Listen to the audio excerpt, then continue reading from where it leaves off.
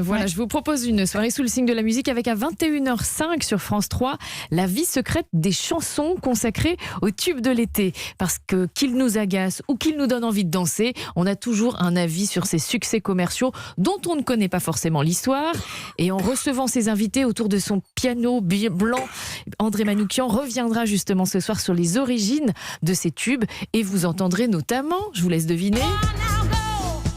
Earth, Wind & Fire, dirait Céline Dacosta. Mais non. Vous connaissez quand même. Oui, Gloria Gaynor. C'était l'été 1998, pour la Coupe du Monde, c'est facile. Oui, mais la chanson c'est la reprise.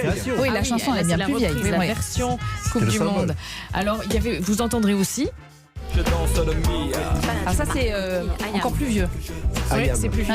Ayam, je danse le Mia, sorti en octobre 93. 94. Ah bah oui, mais c'était incontournable à l'été 94. Effectivement, Eva, la vie secrète des chansons, c'est donc sur France 3 à 21h. Et puis en deuxième partie de soirée, j'ai un vrai coup de cœur pour un documentaire proposé sur Arte à 22h30. Ce film d'1h30 est une plongée dans l'intimité familiale et artistique de John Lennon et Yoko Ono durant l'été 1969. Nous sommes juste après l'enregistrement d'Abbey Road, dernier chef-d'œuvre des Beatles. John et Yoko ont fui Londres et nous voilà avec eux dans leur immense propriété de Tittenhurst Park. Grâce à une profusion d'images d'archives et aux témoignages des proches, on les suit dans leur jardin, dans leur salon et même dans leur chambre.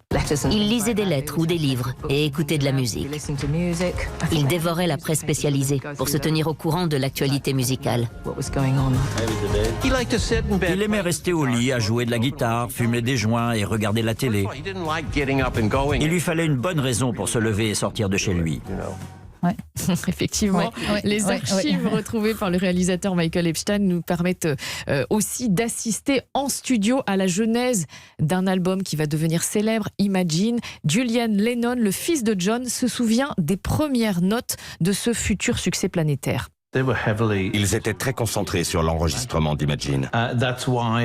C'est pour ça que j'étais très souvent livré à moi-même. Pour un enfant, un studio c'est sympa une minute, mais ensuite c'est la même chanson qui passe sans arrêt.